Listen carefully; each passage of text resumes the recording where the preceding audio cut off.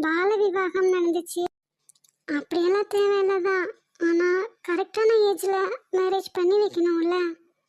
அதை பண்ணாம பணம் சொத்து அது இதுன்னு உயிரில்லாததுக்கெல்லாம் முக்கியத்துவம் கொடுத்துட்டு கடைசியில இவங்க இப்படி வந்து நிற்க வேண்டியது. நம்ம ஓவர் திங்க் பண்றோம்.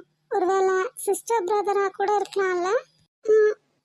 அவ மிஸ்ஸஸ் சந்தியானோட நேம் சொல்லிட்டு போனா. பேசி பார்ப்போம். அச்சோ, டாக்டர் நம்மள வேற ஃபர்ஸ்ட் ஆளாக கூப்பிட்டுட்டாங்களே. இவ வேற ரிப்போர்ட்ஸை கொண்டு வரலன்னு சொன்னா. இப்போ என்ன பண்ண போறான்னு தெரியலையே. மிஸ்ஸஸ் சந்தியா உட்காருங்க. எனக்குள்ள ஸ்கேனுக்கு ரெடி ஆயிட்டு இருக்கு. நீங்க சும்மா பேச மட்டும்தான் வந்திருக்கதா சிஸ்டர் சொன்னாங்க. அதான் உங்களை ஃபர்ஸ்ட் கூப்பிட்டேன். Thank you madam. என்ன ப்ராப்ளம் சந்தியா? சாரி மேடம், நான் சந்தியா இல்லை சோனியா. அப்போ சந்தியா என்னோட சிஸ்டர்.